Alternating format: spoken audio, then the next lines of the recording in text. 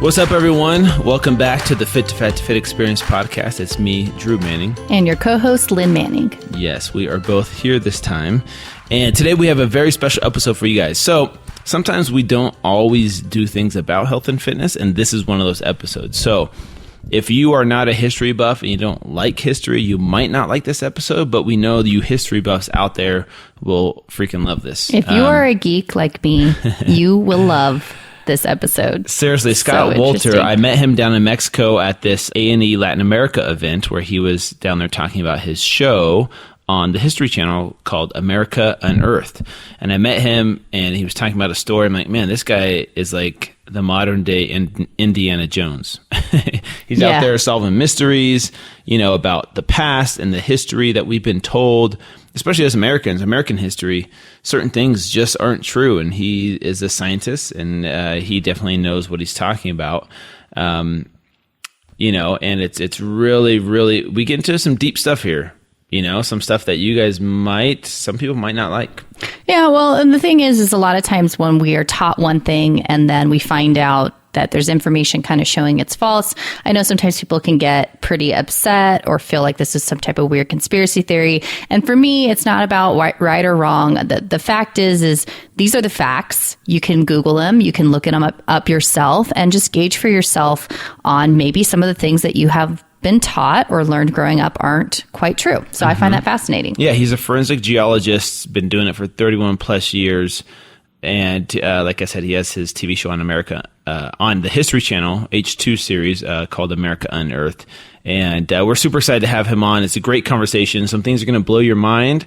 There's no agenda here with this episode, you guys. There's no religious or political agenda that we're trying to get across at all. It's just getting, you know, his information out there that is backed by science. And, you know, what you do with it is up to you. We're not trying to sway anyone either way. But yeah, I just think it's interesting and fascinating. And just like to do with the health and fitness industry, when new information comes out, we talk a little bit about that in the 80s, how they said fat was so bad, it's going to make you fat. And of course, now they come out saying actually that's not true. And some scientists were paid by major corporations to lie about things. So we just find it fascinating when you have all the facts written and maybe you find out that some of the things you thought were true weren't. So a couple teasers for you guys, some topics. But one is Bigfoot. Two is Jesus Christ, actually.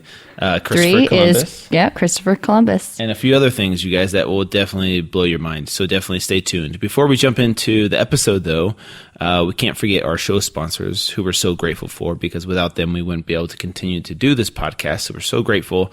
First and foremost, everlywell.com. You've heard me talk about these guys before, and if you haven't, then I'm super excited that you're learning about it for the first time here on the podcast. Everlywell.com is a medical website where basically they send you can order your blood test that you want to do, and they send it to your house, right? So you order it online, it arrives at your door a couple days later. So let's say you want to check your cholesterol, or you want to check your hormones, or you want to check heavy metals in your body. They have a wide variety of tests that will tell you, you know, where your health is at. And so many times, especially here in America, in our age, we're a society of convenience. We want things that are convenient. Going to a doctor's office is no longer convenient, right? Well, it's expensive. It's expensive. You got to wait around. You got to draw a ton of blood and then send it off to the lab, and then you get the results back, and you don't even really understand what the numbers mean, right? Everlywell does such a great job of emailing you right after you send it in. So basically, it arrives at your doorstep. You open up the package, follow the easy to follow instructions, and you prick your finger. You know, you squeeze the blood into this little vial thing, and you send it off in a prepaid package. And then a couple days later, they email you with the results. Very, very easy for anybody to understand what those numbers mean. They tell you where you're at and what you can do to improve those numbers. So if your HDL, your LDL, your triglycerides, they tell you exactly what you can do, some things you can do to improve those numbers. And it's affordable, it's convenient, you know, from the convenience of your own home. And they gave us a code to pass on to you guys for a discount. It's Fit to Fat to Fit, just like my brand, just like my book, just like my website. So just go to everlywell.com/fit to fat to fit. Yeah, and everybody knows I'm such a big proponent on getting your hormones tested. I've been talking about it for years. A lot of people that have been following me for a long time know the struggles that I had because my hormones were off balance. And so every time I have a female client that says that they're just not feeling like themselves, or they're extremely fatigued, or they're doing everything right and not losing weight, I always tell them to get their hormones tested. So this is just an affordable and easy way to do that. I really suggest you guys. It can make a huge difference. Our other show sponsor is a new show sponsor for the first time, and it's JoJo's Chocolate. So this is actually a local company, and everybody knows I'm a pretty picky person. I do like dark chocolate though, but it needs to be tasty. I like when it has other items in this. So when I had their dark chocolate, which has also like raw almonds and pistachios and cranberries, it's really good, you guys. And JoJo's, JoJo's chocolate.com. If you go there, they gave us a code for you guys. It's fit to fat to fit. Again, fit with the number 2 in between. And it gets you 25% off and an extra free bar. And the reason why I love this is for many reasons. You guys all know I'm a big proponent of living your life and indulging from time to time, but especially with the holidays coming up, we all tend to overindulge. You go to a party, you generally bring some chocolate, or everybody is giving gifts of chocolate, or you just don't want to be left out and you want to be having a dessert when everyone else does. But the average person gains over 8 pounds during the holidays and feels miserable about themselves because of that. And I don't want you guys to fall into that category. So this is a great way to still be able to indulge. You can bring it to a party or even give it as gifts and not derail your results. So that's what I love about this chocolate. Again, jojoschocolate.com. Fit to fat to fit is the code. We'll put the information in the show notes. 25% off and a free bar. So go check it out, you guys. Yep. All right, let's go hang out with Scott Wolter.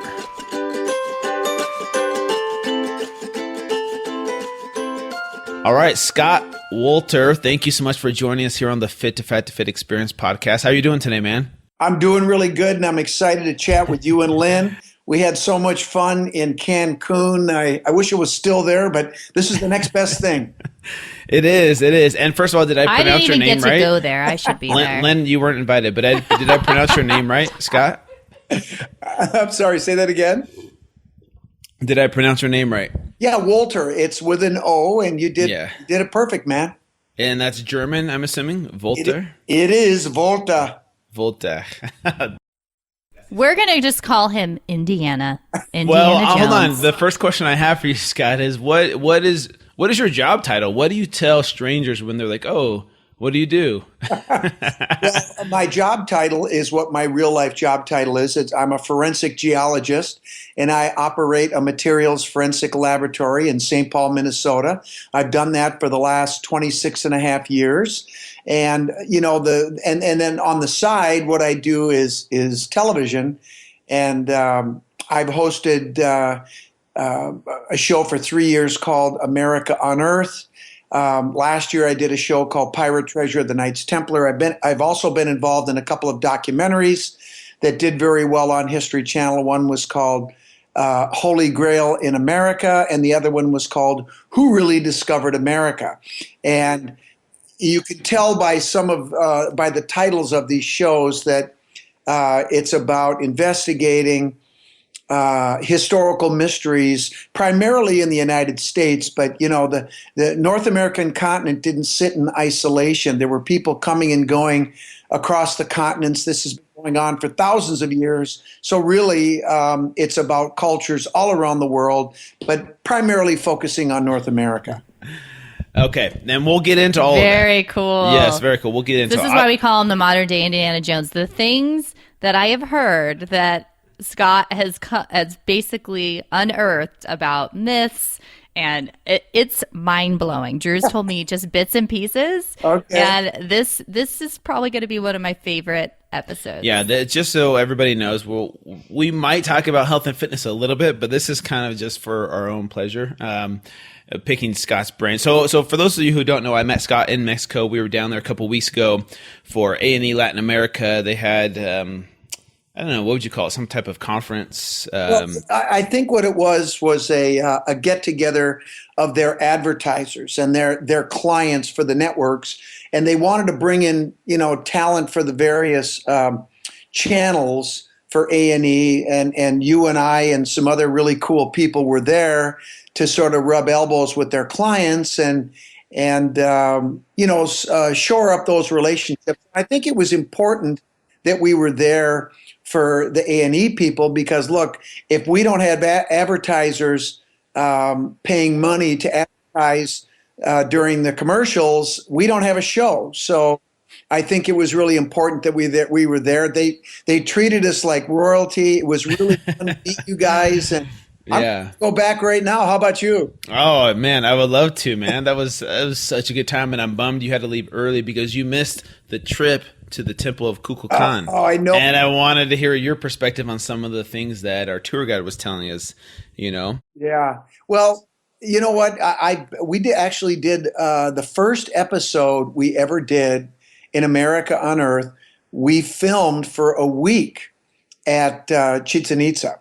And so I know that area very well. And what you guys heard from the tour guides is, the basic stuff, but there's a lot more going on there. It's a very sophisticated culture, as you could see when you were looking at those amazing monuments. But like everything else, there's always more to the story than you have time to see. Yeah, so I guess my question for you is, did the aliens help the Mayans build this temple? Well, my honest answer is I don't know. But I highly doubt it. I think, one of the things that I've learned from doing this show and from writing books and doing all the research I've done is that I think it's a mistake to underestimate the intelligence and sophistication of ancient cultures.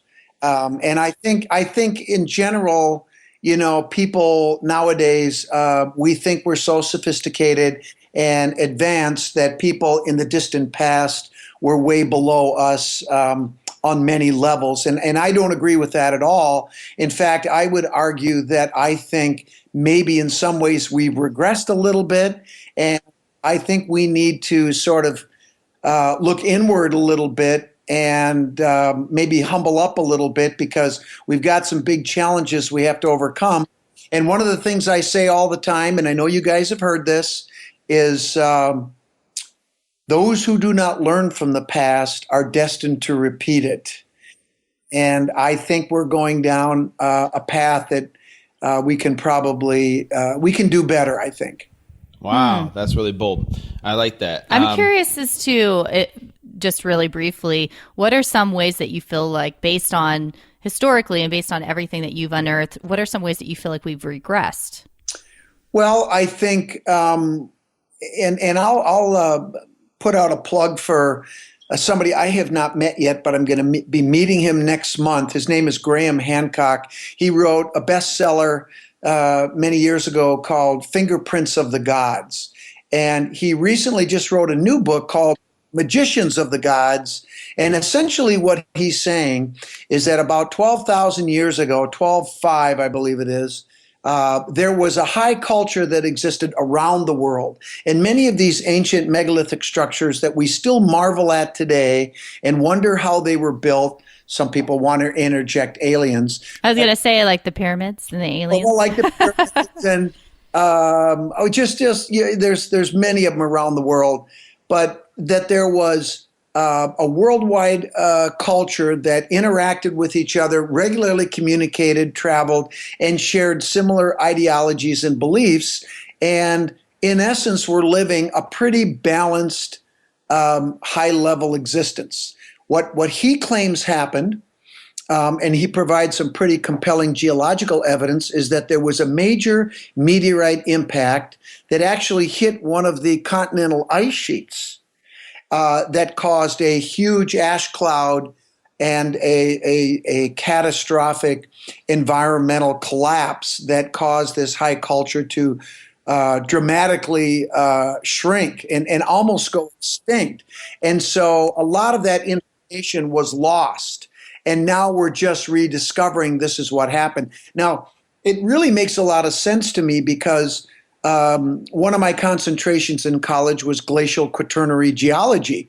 And what's that? Yeah, I mean, mine too. Mine too. The glaciers are the massive ice sheets that covered the north and southern hemispheres. And quaternary is the time period that they existed, basically the last 2 million years. But what he's saying is that this meteorite hit the ice sheet in North America, and so very little evidence of this catastrophic impact is around anymore, because once the ice melted, it took most of the evidence away. And he makes a very compelling case. But the point is that many academics in multiple disciplines that are not hard science, I want to add that, in the humanities disciplines, are reticent to accept some of the theories about these ancient cultures that, quite frankly, the evidence is so overwhelming and obvious, it's really, really disappointing. And one of the disappointments I've had that actually led to the show was some of the pushback I got when I was talking about some of the artifacts I was working on, and the clear evidence that indicated that the Knights Templar came over around 1400,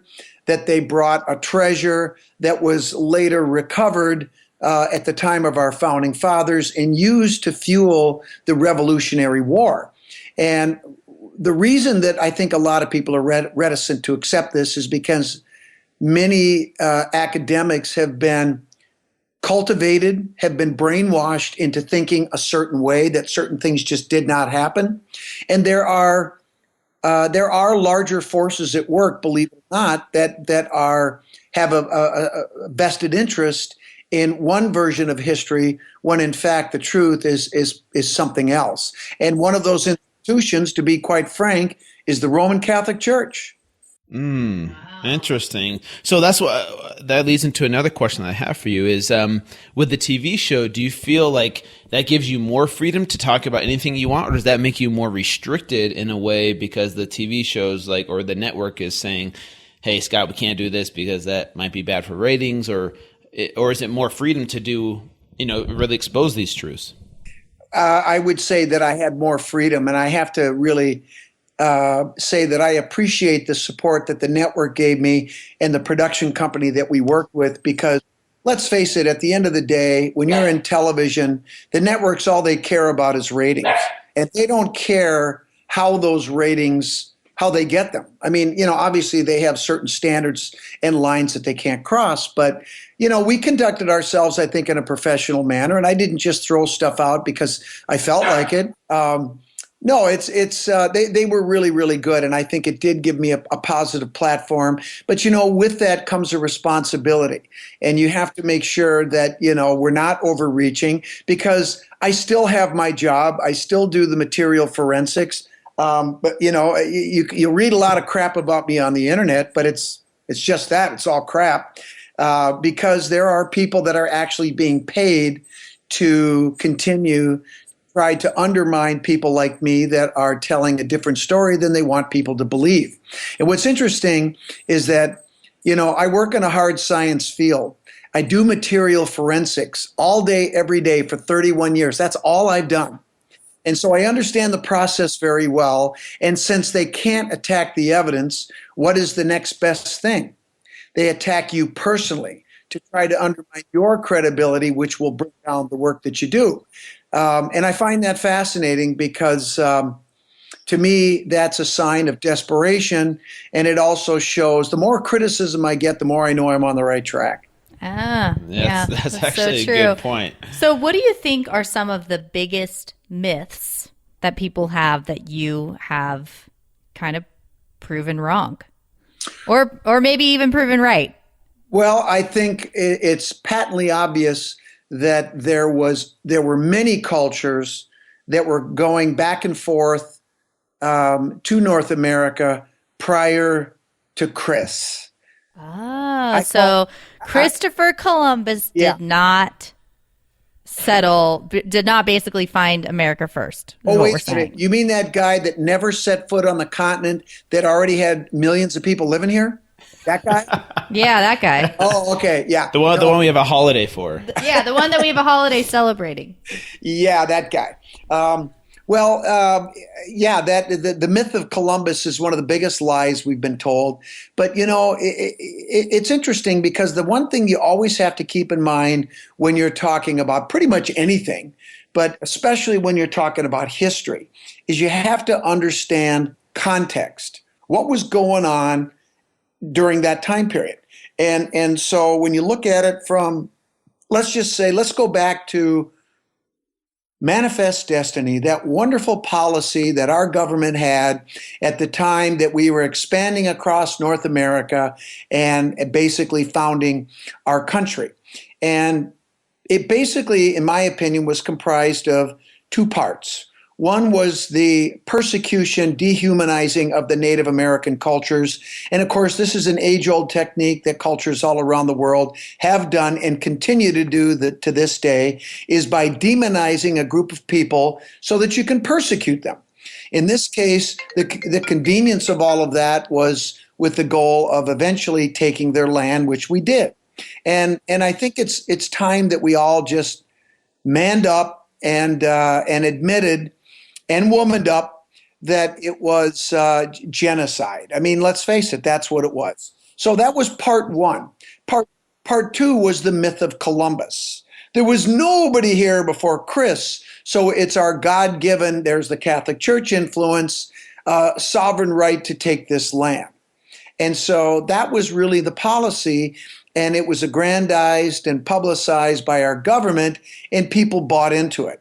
And it's looking at it now, it's obvious what happened, and it's terrible. And I think at some point we have to, in this country, be honest and own up to it. But if you look at it from that perspective back in those days, it was the right thing to do, and damn it, we're going to do it. And they did. So again, context is always important to look at. Yeah. Wow. Yeah, that's interesting. So I got to ask you, Scott, with all these things that you're unearthing, and there's all these people or, large entities that are, against what you're trying to do. Yep. Have there ever been any dangerous situations that you've been in because of these things you're unearthing, these truths you're exposing? Well, If I ever felt like my life was threatened, I have to be honest and say no. But part of me just doesn't go there. I mean, if someone has something to say to me, say it to my face, and that's not what happens. So if someone's going to go online and creep around and say things, anyone can be a tough guy behind a computer, right? And so I really don't worry about that. And there's other reasons why I don't worry about that. And without getting into it too deeply, there are certain aspects of ancient cultures that have that continue to this day that say that after 2012, and this will sound weird, but it's absolutely true. You remember 2012 when the world was supposed to end? Yeah, per the Mayan calendar, right? Yeah, that was the Mayan calendar. But actually, there's many cultures around the world that keep track of this calendar, which has everything to do with astronomy and precession of the equinoxes. And it's all scientific, quite frankly. And I understand it completely. But in the end, there's also sort of a psychological impact that these things have on human beings.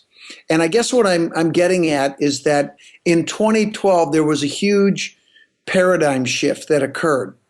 And basically, one of the axioms that I heard about was that in 2012, the reign of the Fisher King would end. The Fisher King, of course, is Jesus of Nazareth.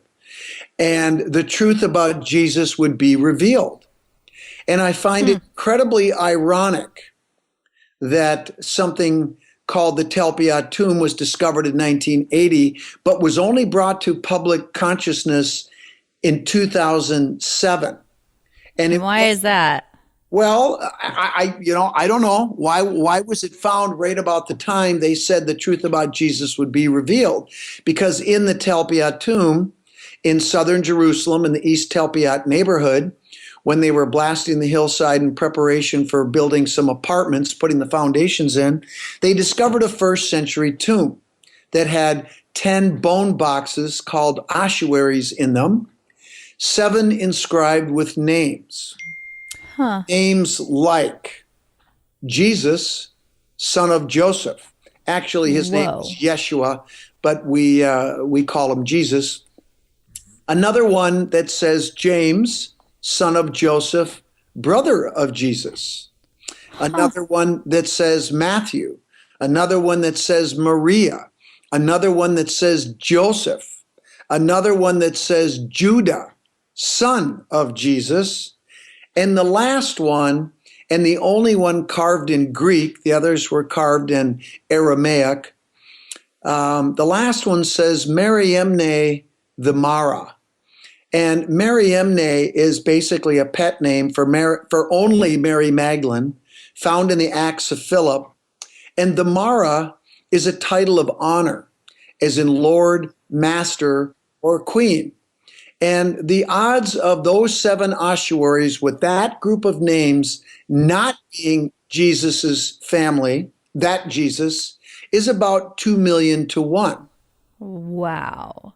So wait, and so where is some of this information published, did you say again? Talpiot Tomb. just Google Talpiot Tomb, Talpiot, and just really be careful, because you can imagine how much crap is out there. Do you think you think what I'm doing is contentious?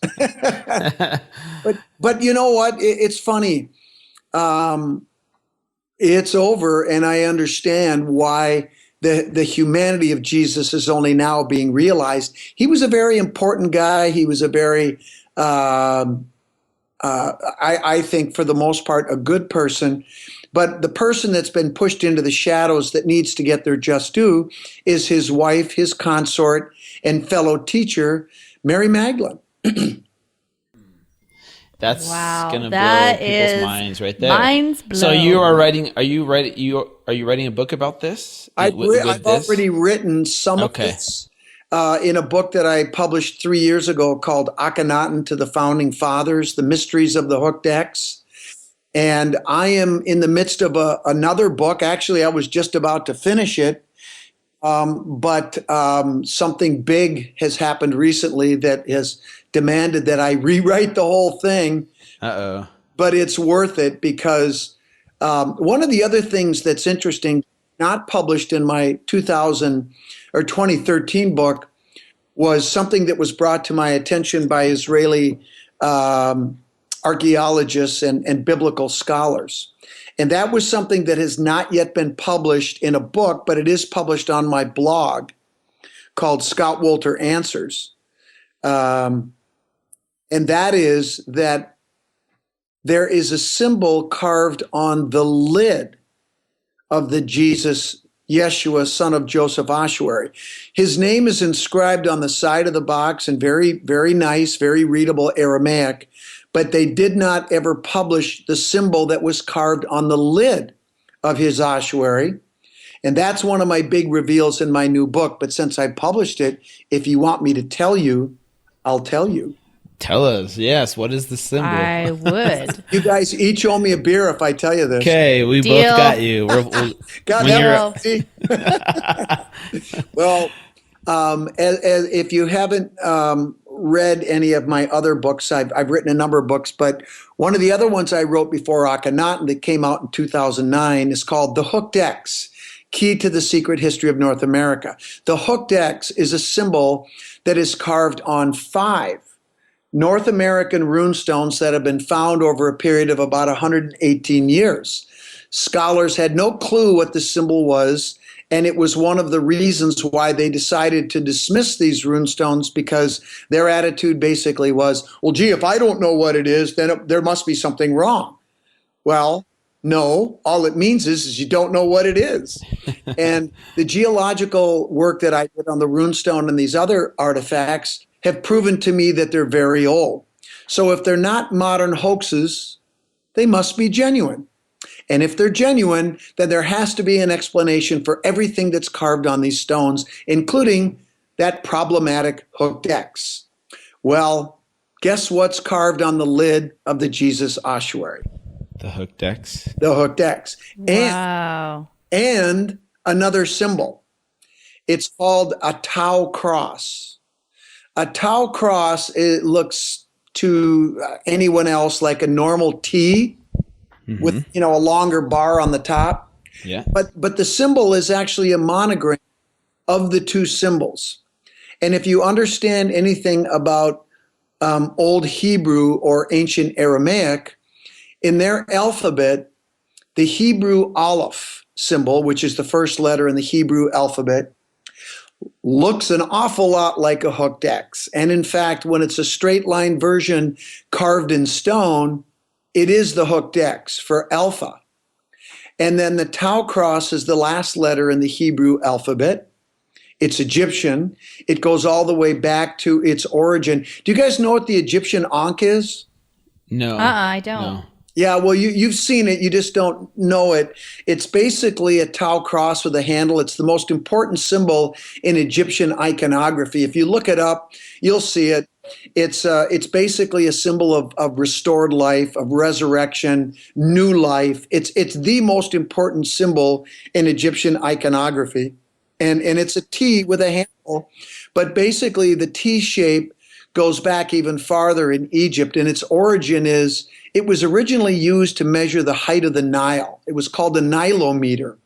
And it would predict, for example, if there was flooding in the spring, this would destroy crops and there'd be starvation. If there was drought, starvation to the people. But if the water level was right in the wheelhouse in the middle, there would be prosperity to the people. So that symbol became a symbol of life and death. And so that's the origin of it. But here it is as the second symbol in this monogram carved on the lid of Jesus, son of Joseph. But the Tau cross is the last letter in the Hebrew alphabet. So I made the case that it was a symbol for Alpha, Omega, beginning and end. And I think Jesus said something about that in the scriptures, didn't he? Yes. So I am Alpha and Omega. Yeah. That's pretty profound. And if you read more of my work about the Templars and the Templar Tomb, you will discover that the archaeologists are the ones that are saying somebody entered that tomb around the time of the First Crusade.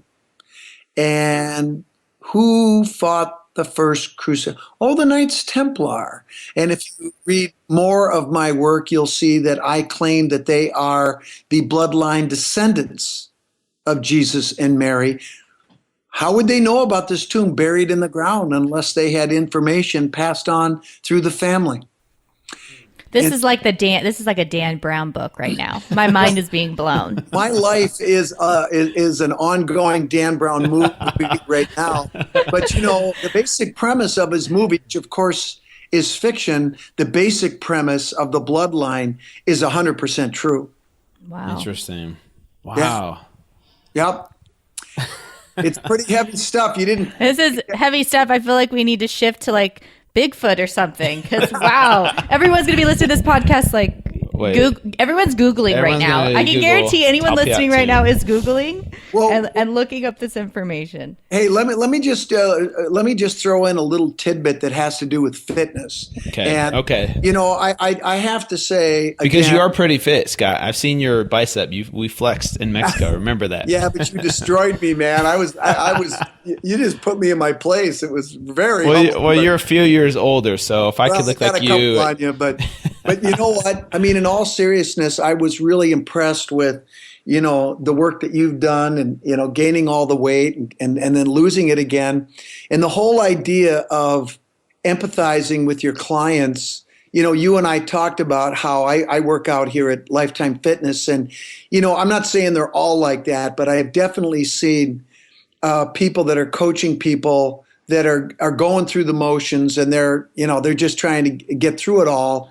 And to have somebody like you come and re-energize them to remind them what their jobs are, and it's not about them, it's about their clients. I was really impressed by what you've done. And you know, I've always tried to keep myself in shape, and I'll tell you what, when I started doing America Unearthed, it was all hands on deck.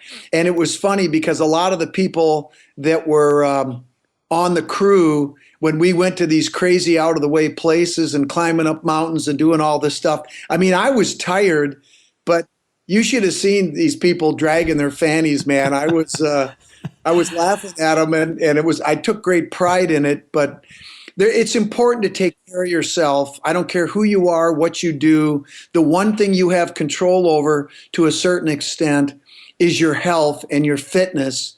And it's so important. And I thank myself for keeping myself in good shape because it enabled me, it helped me to be able to do the job on this show by being physically fit at an advanced age. Yeah, exactly. How old are you? I'm 57. Yeah, you're 57 years old. You're in great shape. And yeah, to go exploring and do these things, that's why I call you the modern Indiana Jones, man. You really are. You gotta, not like the movie where you're getting chased by a big, huge boulder, right? I want to know if you're like, I want to know if you are in like pits with snakes and crazy other creatures and being chased and hunted. I don't think he is.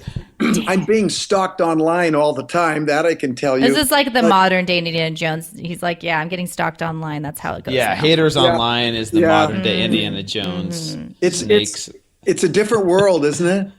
It really is. It really is. And is. I haven't looked into all the people that have written articles about you, but I know there are and always will be haters. Oh yeah. But what's cool about you is you can back it up with science versus just I think this is what happened, and I have no proof of that, but I just have a gut feeling about it. You can't prove. No, I love hearing all of this evidence that you've found, and like the way that you guys tie things together to come up with basically the end result. Like, this is fascinating to me, especially because the fact is, and I know people sometimes hear things like this and they're like, oh my God, conspiracy theories, people are crazy. They always, we didn't really land on the moon. Like, people always get so upset when they hear about conspiracy theories. But the fact is what do we really know? All we know is whatever has been perpetuated through years of people telling us this is what we know.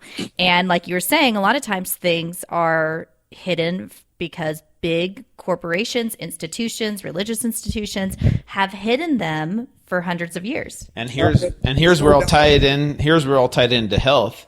Is for a long time we've been taught that fat is bad for us. Oh yeah, so long, and now there's new science, and it's being published more and more in the literature that's out there. Is fat is not the enemy, but you can go back and look and see why we were told fat was bad, and yes, it has to do with corporations. I was going to say you trail it exactly. You trail it back, and it came out that those scientists admit that they lied. So it's like what we were told and what was perpetuated, what we were taught, was based on this false, deceptive institutions basically trying to get us to think a certain way. So it's really interesting. Sometimes what I think is the greatest gift someone can have is the ability to allow themselves to just be like, you know what? I don't know everything, and I'm not going to hold tight onto something. I'm instead going to be open to the possibility that I'm wrong, or that I don't know enough information, or that I need to learn more. And so whenever I hear something that most people might consider this sounds like a conspiracy theory, I'm like, you want to know what? Like, I'm just going to open my mind and hear all the facts and just decide after that. Like, there's no reason to be closed off to the possibility of what you have heard and who has taught you that was wrong or had a limited amount of information. So, well, the reason we have the word conspiracy is because there really are conspiracies sometimes. I mean, there are people that plot things. They intentionally try to deceive.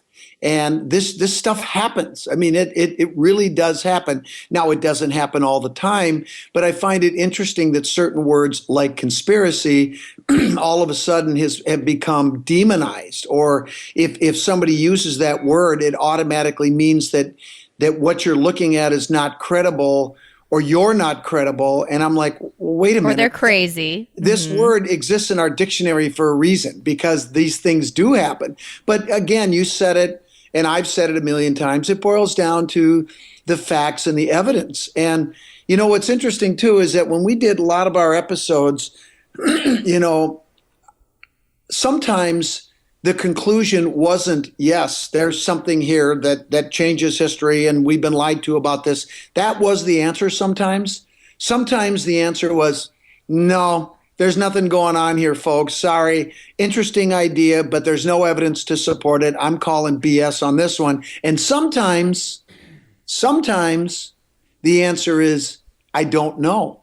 And a lot of people didn't like that. Well, how come you didn't reach a conclusion? And the simple answer is because it wasn't appropriate for me to reach a conclusion because there simply wasn't enough evidence to do that. Now, in those episodes, we hope that we presented enough information and new material, maybe a different perspective on an old problem, and people learn something.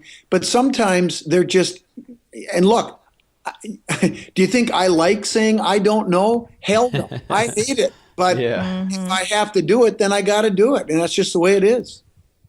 Yeah, that's awesome. very interesting. So a couple more questions for you, Scott, before we let you go. What's one thing you think people will remember you for?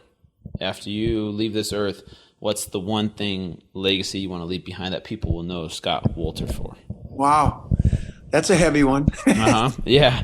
Well, I guess I want people to remember me for being a diligent researcher, for not being afraid to challenge a paradigm. But, I'm not unique in that regard. There's a lot of really wonderful people that are doing some great work, and I stand by them.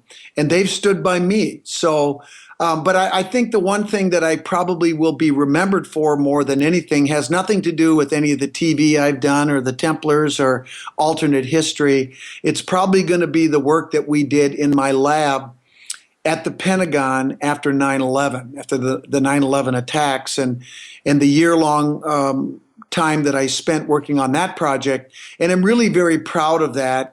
And I will always be proud of that because I know we all remember what happened that day and the feeling of helplessness and violation and fear and all those things. But to be assigned, I was assigned by the government to work on that project. To be able to do something was really awesome. To be able to help and make a positive contribution. I couldn't pick up a gun and go to war, but we could help with the rebuilding and figuring out exactly what happened. And the other thing about that I find kind of ironic is there's a lot of people out there online that are claiming I'm a pseudoscientist and I'm a liar and I'm this and that and the other thing, and I don't know what I'm doing, but yet apparently I'm competent enough to be able to be assigned to work on the Pentagon fire damaged concrete, but when it comes to looking at rocks with inscriptions on them, I'm not competent. It's kind of kind of a bizarre thing if you think about it. Yeah. People always like you were saying, especially when it's challenging the status quo. People don't like that. I've seen the same things, and I won't get into too much of this, but I've seen the same things where it has come to seeing science of things that can help cancer, and people think that sounds crazy, like crazy talk. But if you've actually seen it, and then if you talk to any of those people that are involved with that, you'll hear the same thing. Companies, corporations, everyone trying to attack that person, belittle that person, tarnish their name, tarnish their reputation, because if it attacks something that is the status quo, especially if it's something that's been, especially if it's like a moneymaker or something like cancer, that obviously. Wait. Are you saying that the EpiPen? All right. Okay. Yeah. The EpiPen jumping, 300% in cost. I mean, things like that, and for no reason. So no reason aside from the fact that the individuals who work in the company and the CEOs are all taking massive bonuses. No, I mean, there's nothing to that, of course. Totally on the up and up. Hey, I got to tell you guys something on this vein. My daughter, Janet and I have a son and a daughter. My daughter's 22, and when she was 9 years old, she was diagnosed with type 1 diabetes. So I hate to say this, but I am jaded enough to believe that there probably has been a cure for diabetes for a long time, but the reason that it hasn't been made public and introduced is because the amount of money that is made by the drug companies to treat diabetes would be catastrophic to their bottom line. Oh, yeah. And it makes me crazy. And I have to say that my wife and I are one-issue voters.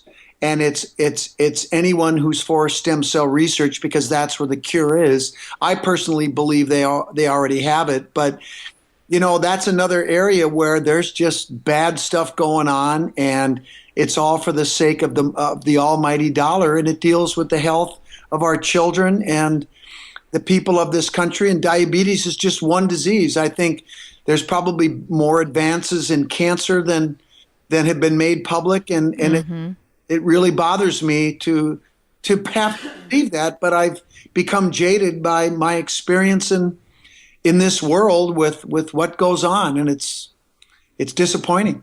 Yeah, and that's why like it kind of coming back to what we talked about earlier is my big thing is not about, again, not like, oh, I believe every type of theory that's out there, conspiracy theory that's out there. I just believe, facts are facts, honesty is honesty, and there's no harm in breaking it down and really looking at what people are finding and the science and looking into it, because you can't just trust one source. You can't just trust one corporation saying, oh, there's no cure for cancer. That's it, because if you actually look into a lot of the science and some credible resources and different studies that have been done with double-blind, placebo-controlled, you might find that there is more out there than what is being shown to you. And so I just find that fascinating. That's why I love what you do. And I love that you're bringing all this information to light just so that people can see a different side. Yeah.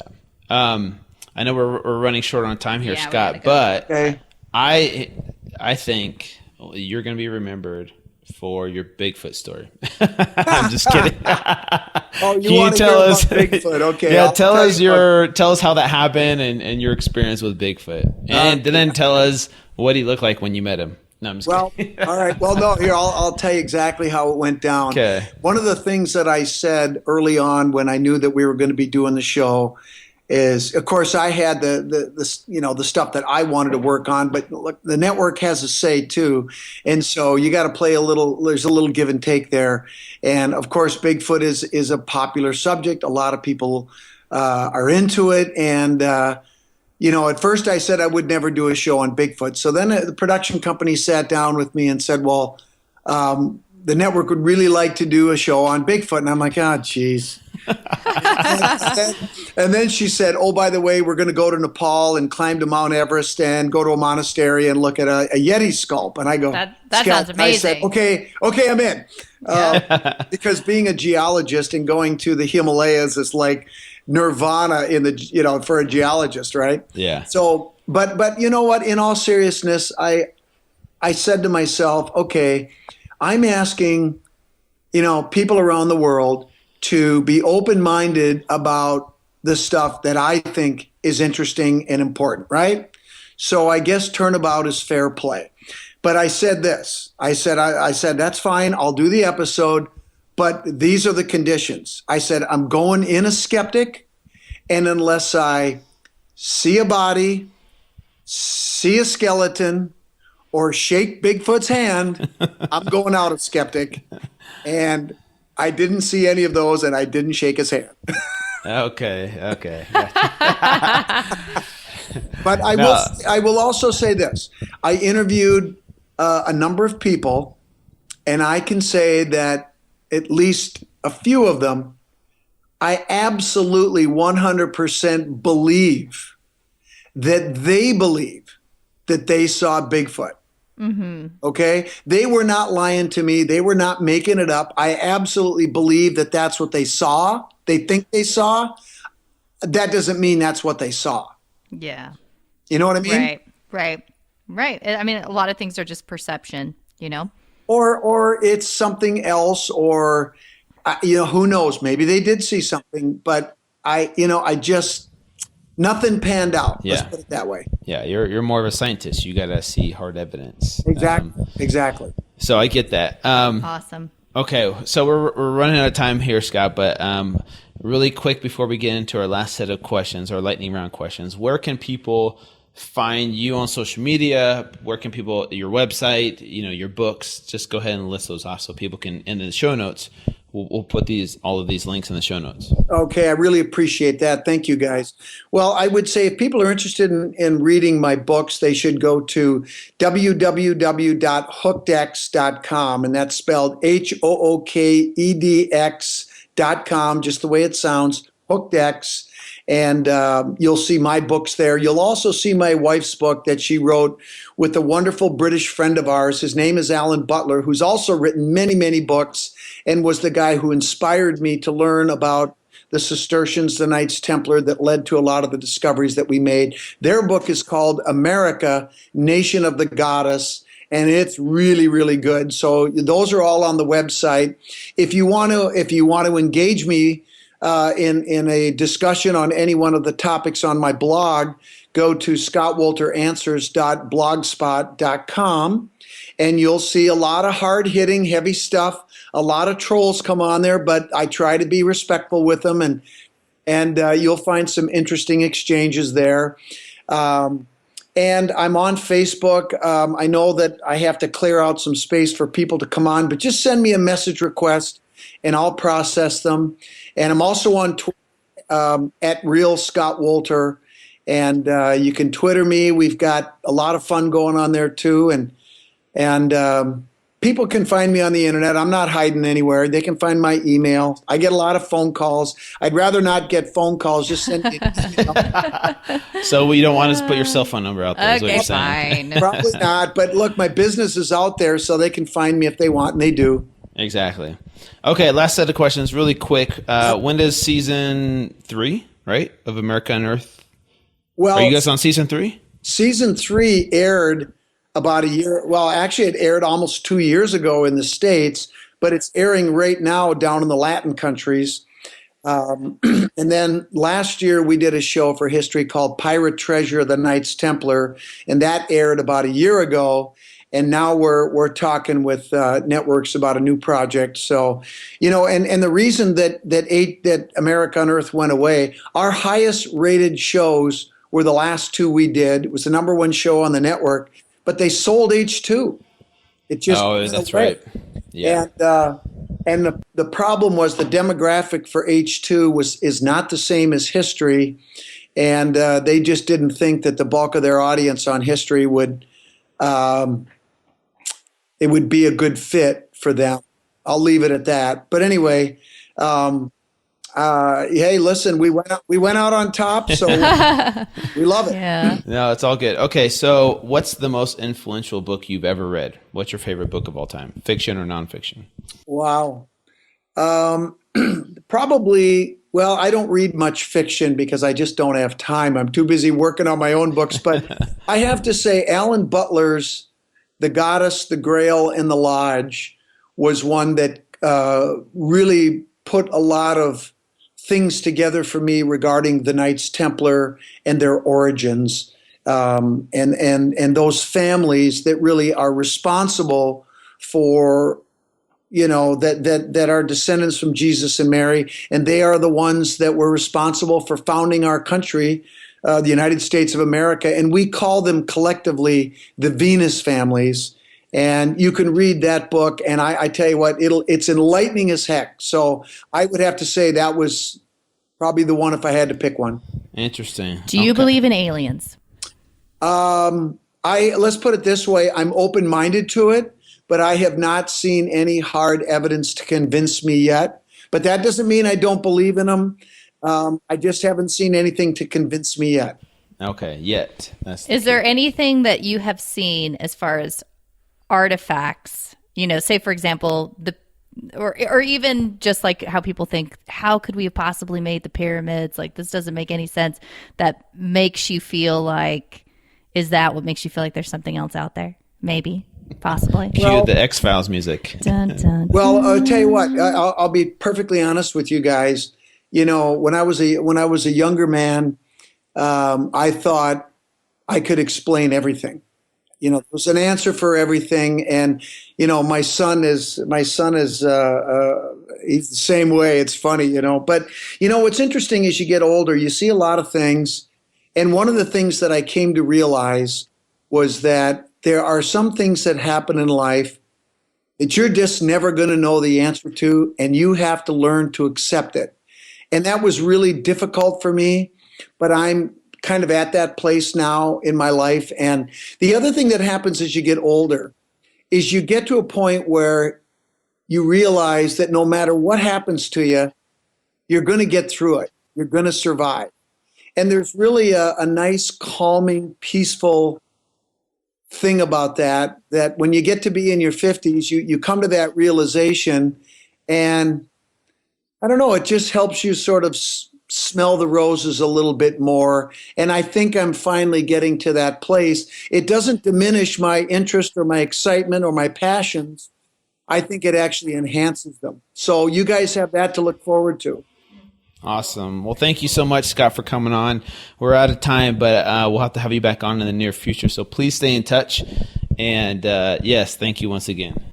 Yeah, go check out his stuff, you guys. I'm actually going to be having a conversation post this podcast about some other interesting religious history and artifacts and things that I'm pretty interested in. So loved it. Hey, thank you for having me, guys. And I'm so glad I met you down there, Drew. I really admire the things you're doing. And, you know, if you're hanging out with Lynn, she's cool too. So we think we're pretty cool. So awesome. I think I'm a big geek, but it's all good. All right. Thanks, Scott. Thanks, Scott. All right, guys. Thank you.